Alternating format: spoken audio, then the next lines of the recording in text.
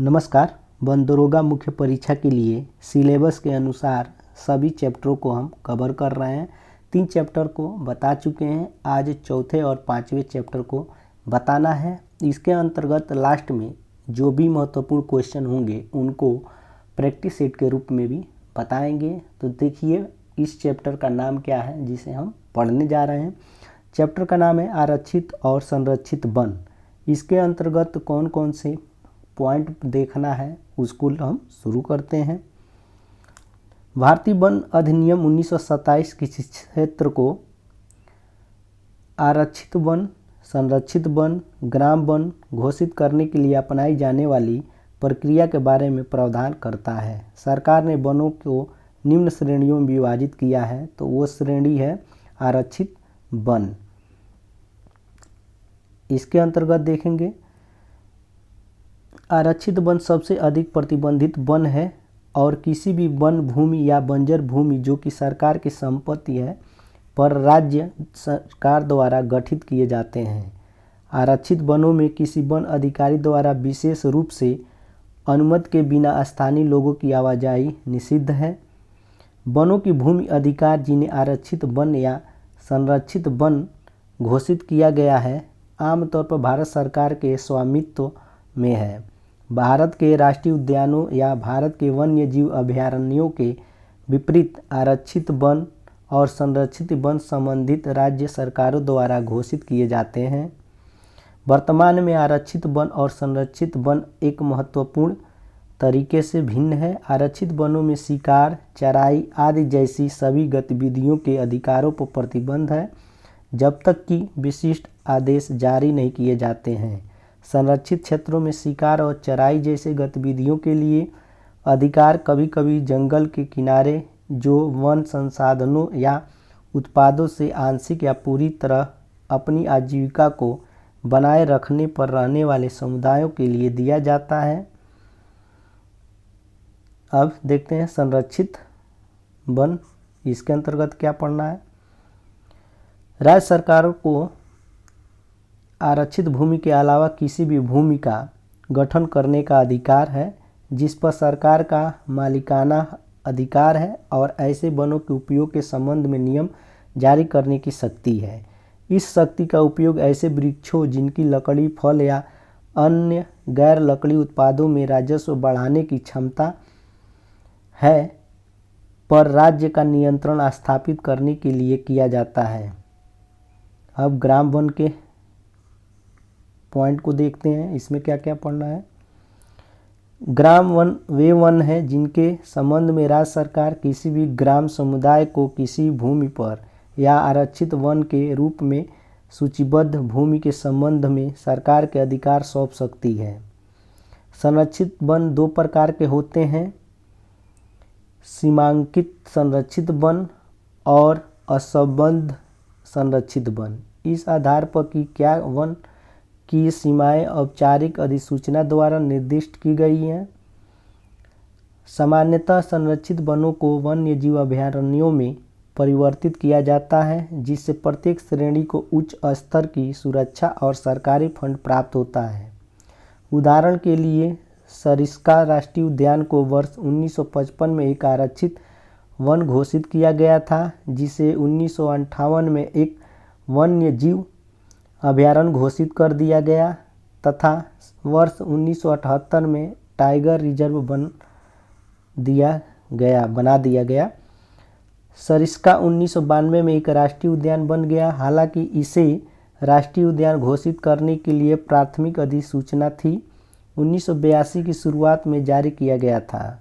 संरक्षित वन भारतीय वन अधिनियम या राज्य वन अधिनियम के प्रावधानों के तहत अधिसूचित भूमि का एक क्षेत्र का द्रव्यमान है जिसमें सीमित स्तर की सुरक्षा होती है। संरक्षित वनों में सभी गतिविधियों की अनुमति है जब तक कि यह निषिद्ध न हो। संरक्षित वन भूमि का एक क्षेत्र या द्रव्यमान है जो एक आरक्षित वन है और जिस पर सरकार के पास संपत्ति के अधिकार हैं जिसे राज्य सरकार द्वारा भारतीय वन अधिनियम 1927 की धारा 29 के प्रावधानों के तहत घोषित किया गया है। अब देखते हैं वनों का वर्गीकरण। वनों के वर्गीकरण के निम्नलिखित आधार हैं। तो पहला आधार है प्रशासन के आधार पर। इस आधार पर वनों को निम्न 3 वर्गों में विभाजित किया जा सकता है। तो पहला है सुरक्षित वन। इस प्रकार के वनों में आम आदमी का प्रवेश वर्जित रहता है, साथ साथ लकड़ी इकट्ठा करने और पशुचारण का भी वर्जन रहता है। इस तरह के वन सरकार के सीधे देख रेख में रहते हैं। देश में 55.59% वन क्षेत्र इस वर्ग में आते हैं। संरक्षित वन में देखते हैं। भारत में इस प्रकार के वन 27.39% क्षेत्र में है। इस प्रकार के वनों की देखरेख सरकार द्वारा होती है। इस वन में स्थानीय लोगों को बिना नुकसान पहुंचाए जलाऊ लकड़ी इकट्ठा करने और मवेशियों को चराने की अनुमति होती है। अब तीसरा है अवर्गीकृत वन। देश के 17.02% वन क्षेत्र पर इनका विस्तार है। इस वर्ग के वनों में वृक्षों को काटने और पशुचारण का कोई प्रतिबंध नहीं है। वह है भारतीय संविधान के आधार पर। इस आधार पर वनों को उनके स्वामित्व, प्रशासन एवं प्रबंधन की दृष्टि से 3 वर्गों में विभाजित किया जा सकता है। पहला है राजकीय वन।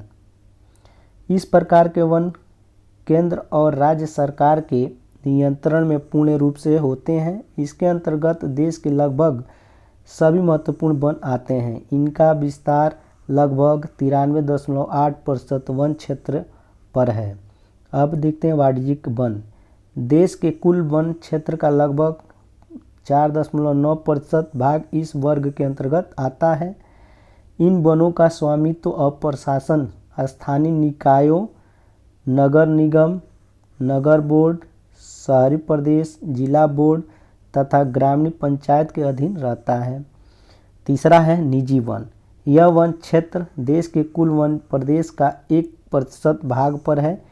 इन वनों का स्वामित्व व्यक्तिगत लोगों के हाथ में होता है। है व्यापारिक आधार पर। इस आधार पर भारतीय वनों को 2 वर्गों में विभाजित किया गया है। पहला है विपण्य। इस वर्ग का क्षेत्र देश के लगभग 82% भाग पर है। इन वनों में आवागमन सुगम होता है। दूसरा है अविपण्य। इस तरह के वन ऊंचे पर्वतीय प्रदेशों में स्थित होते हैं।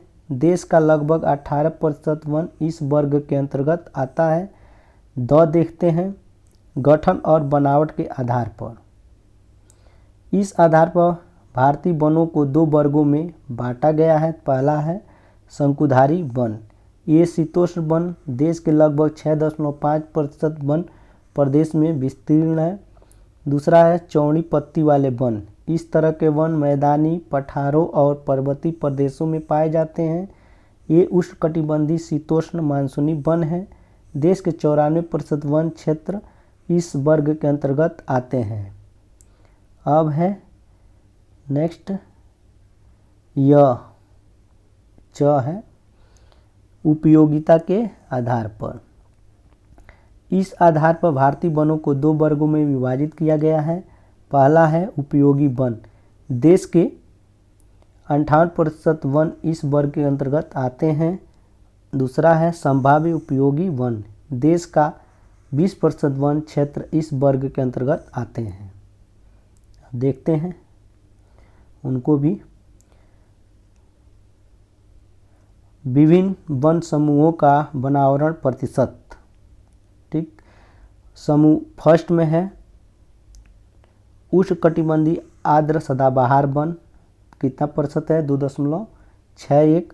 उष्णकटिबंधीय अर्ध आर्द्र सदाबहार वन ये है 9.27। उसके बाद उष्णकटिबंधीय नम पर्णपाती वन ये है 17.65। उसके बाद है तटीय एवं ज्वारी वन ये है 0.73%। उष्णकटिबंधीय शुष्क पर्णपाती वन ये है आपका 40.86%। इसमें देखिए क्वेश्चन कैसे बनेगा। क्वेश्चन बनेगा कि भारत में सबसे ज़्यादा किस प्रकार का वन पाया जाता है या किस प्रकार के वनों का विस्तार सबसे ज़्यादा है। तो आप बताओगे कि जो समूह 5वां है वो होगा उष्णकटिबंधीय शुष्क पर्णपाती वन, जिसका क्या है 40.86% है। उसके बाद अगर पूछता है तो किसका बताओगे आप, उष्णकटिबंधीय नम पर्णपाती वन 17.65, यही पूछता है भारत में सबसे ज़्यादा किस प्रकार के वन का विस्तार है या सबसे ज़्यादा वन पाया जाता है।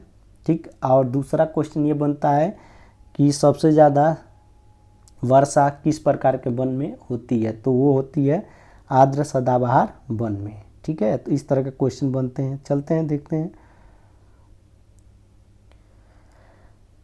छठा है उष्णकटिबंधीय कांटेदार वन, तो 2.72 है। उष्णकटिबंधीय शुष्क सदाबहार वन तो 0.12% है। उपोष्णकटिबंधीय चौड़ी पत्ती युक्त पर्वतीय वन तो 4.26% है।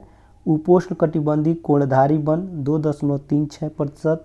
उपोष्णकटिबंधीय शुष्क सदाबहार वन तो 0.02% है। माउंटेन आर्द्र समशीतोष्ण वन वो है 2.66%। नेक्स्ट है हिमालयी नम समशीतोष्ण वन, तो ये है आपका 3.35%। नेक्स्ट है हिमालयी शुष्क समशीतोष्ण वन, ये होगा 0.73%। और समूह 14, 15, 16 उप अल्पाइन एवं अल्पाइन वन, तो इनका जो प्रतिशत है वो 0.47% है।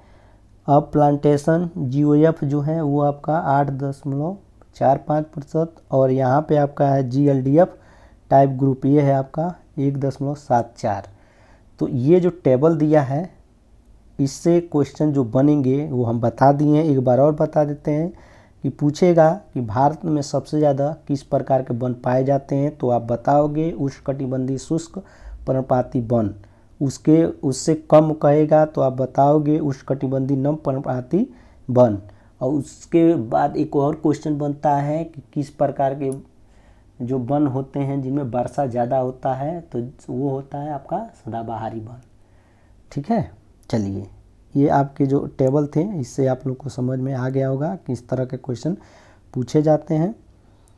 अब देखते हैं भारत में वनावरण की स्थिति। भारत वन स्थिति रिपोर्ट 2021 के अनुसार पिछले 2 वर्षों में 1540 वर्ग किलोमीटर के अतिरिक्त कवर के साथ देश में वन और वृक्षों के आवरण में वृद्धि जारी है। मध्य प्रदेश में देश का सबसे बड़ा वन क्षेत्र है। इसके बाद अरुणाचल प्रदेश, छत्तीसगढ़, उड़ीसा और महाराष्ट्र है। कुल भौगोलिक क्षेत्र के प्रतिशत के रूप में वन आवरण के मामले में शीर्ष 5 राज्य मिजोरम, अरुणाचल प्रदेश, मेघालय, मणिपुर और नागालैंड है। वनावरण में सबसे अधिक वृद्धि प्रतिशत दर्शाने वाले राज्यों में तेलंगाना, आंध्र प्रदेश और उड़ीसा है। वनावरण में सबसे अधिक कमी पूर्वोत्तर के 5 राज्यों अरुणाचल प्रदेश, मणिपुर, मेघालय, मिजोरम, नागालैंड में हुई है। अब देखते हैं आगे क्या है। आगे जो भी क्वेश्चन है वो प्रैक्टिस सेट एक तरह से समझिए कि कराने जा रहे हैं, यानी जितने भी हम लोग पढ़े हैं अभी थ्योरी टाइप के, उसी पे आधारित क्वेश्चन जो एग्जाम में बनेंगे वही हैं। तो चलिए इसमें देखते हैं हम लोग। पहला क्वेश्चन क्या है, पहला है किस भारतीय वन अधिनियम के तहत आरक्षित वन गठित किया जाता है। तो भारतीय वन अधिनियम 1927, अभी हम लोग शुरू में पढ़े थे, बी ऑप्शन इसका सही होगा। नेक्स्ट है वन रिपोर्ट 2021 के अनुसार भारत के कुल वन क्षेत्र का कितना प्रतिशत हिस्सा आरक्षित वन है। तो हम लोग पढ़े थे 53। ठीक है, तो 53% जो होगा वही क्या होगा, सही होगा, यानी सी ऑप्शन इसका सही है। तीसरा है किस वन क्षेत्र में पशु चारागाहों के व्यावसायिक उद्देश्य हेतु सार्वजनिक प्रवेश अथवा लकड़ियाँ लेने की अनुमति नहीं होती है। तो वो है आरक्षित वन में, ये ऑप्शन इसका सही होगा। नेक्स्ट है, किस वन क्षेत्र में वनोत्पाद के उपयोग करने और मवेशी चराने की अनुमति होती है? तो वो आपका होता है संरक्षित वन में, यानी बी ऑप्शन इसका सही होगा। नेक्स्ट है, भारत में अति सघन वनों का सर्वाधिक क्षेत्र जिस राज्य में पाया जाता है वो है अरुणाचल प्रदेश। ये ऑप्शन इसका सही होगा। नेक्स्ट है, वन रिपोर्ट 2021 के अनुसार भारत में कितना प्रतिशत वन और वृक्षावरण है? तो ये पीछे वाले जो चैप्टर था उसमें भी बताया गया था, 24.62%, बी ऑप्शन। नेक्स्ट है, क्षेत्रफल की दृष्टि से सर्वाधिक वना आवरण वाला राज्य कौन सा है? तो आपका हो जाएगा Madhya Pradesh, D option. Next है, कुल भौगोलिक क्षेत्रफल के संदर्भ में वनों का उच्चतम प्रतिशत मिलता है? तो वो मिलता है मिजोरम में, डी ऑप्शन इसका सही होगा। नेक्स्ट है, पेड़ पौधों एवं जंतुओं की सर्वाधिक विविधता वाली विशेषता है? तो वो है उष्णकटिबंधीय आर्द्रवन की, बी ऑप्शन इसका सही होगा। सबसे ज़्यादा क्या होती है? विविधता पाई जाती है। नेक्स्ट है, वन अनुसंधान संस्थान कहाँ स्थित है? तो ये आपका देहरादून में है, क्वेश्चन एग्जाम में पूछता है बहुत बार, सी ऑप्शन। नेक्स्ट है, निम्न में से कौन सा वृक्ष समुद्र तल में सर्वाधिक ऊंचाई पर पाया जाता है? तो वो है आपका देवदार, ये ऑप्शन। नेक्स्ट है, भारत के निम्न स्थानों में से कौन सा स्थान मैंग्रोव वनस्पति के लिए प्रसिद्ध है? तो वो है सुंदरबन। अगर राज्य की बात करेगा तो पश्चिम बंगाल, दूसरे पे आ जाएगा गुजरात। नेक्स्ट है, निम्न में से कहाँ सदाबहार वन पाए जाते हैं? तो कहाँ पाए जाते हैं? पश्चिमी पठार, पश्चिमी पठार होगा। पश्चिमी घाट कहिए आप, पश्चिमी पठार कहिए, क्योंकि मानसून का सबसे पहले प्रवेश वहीं पे होता है, पश्चिमी घाट पे ही टकराता है। चलिए नेक्स्ट है, वन ह्रास का मुख्य कारण है? तो क्या कारण है? वो है औद्योगिक विकास, सी। नेक्स्ट है, किन वनों का स्वामित्व और प्रशासन स्थानीय निकायों के अधीन रहता है? तो आपका है वाणिज्यिक वन, ठीक है, सी ऑप्शन इसका सही होगा। ये हो गए चैप्टर 4 के कुल पॉइंट टू पॉइंट, और प्रैक्टिस सेट भी करा दिया गया। आई होप कि आपको ये पसंद आया होगा तो लाइक शेयर और सब्सक्राइब करना ना भूलिएगा। जय हिंद, जय भारत।